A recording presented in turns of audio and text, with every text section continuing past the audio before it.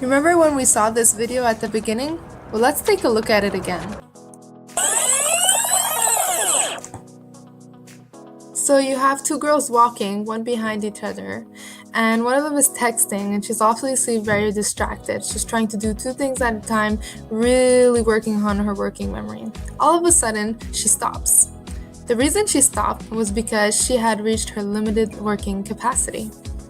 Okay, so let's test your working memory. So what I'm going to do right now is I'm going to list 5 words, and I want you to hold on to these 5 words.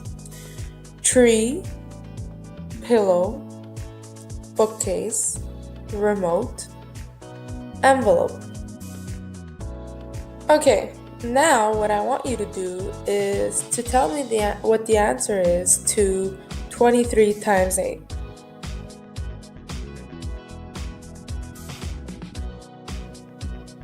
Now take your left hand and count 1, 2, 3, 4, 5, 6, 7, 8, 9, 10. Now, going backwards, name the 5 last letters of the alphabet. Now try to recall the 5 words that I asked you to remember at the beginning. Most of you won't be able to remember half of them, and the reason behind this is because working memory has a limited capacity and span. Let's take a look at a quick case study of a young boy. Nathan is a 6-year-old boy with an impairment of working memory. His nonverbal IQ is in the normal range. His teacher notices he often fails to listen to what she says to him. He is also often in his own world, and Nathan often struggles to keep up with classroom activities.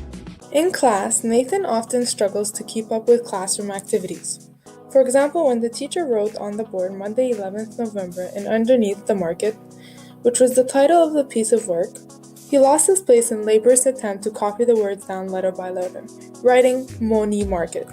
It appeared that he had started to write the date, forgotten what he was doing, and began writing the title instead.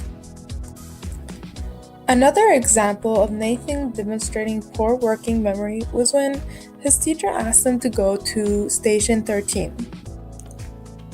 On his way to the station, Nathan seemed to have forgotten the number of the station, and he asked himself, what was the number of the station again? So as a teacher, you may be wondering, what can you do to help support students like Nathan with low working memory? So in the following minute or two, I will be giving you some advice that you can use in your classroom to better support your students. So the first thing you can do as a teacher would be to write all your instructions on the board rather than just giving them orally. Although sometimes it may seem simple instructions, however, for students with low working memory, this could really be difficult for them.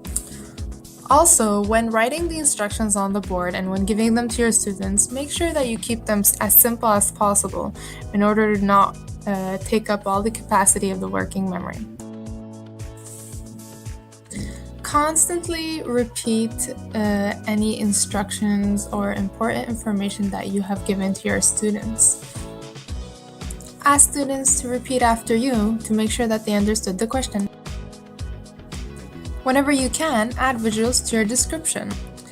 Whenever possible, allow your students to use memory aids, for example, notes, computers for dictionaries, alarms, whatever keeps them going.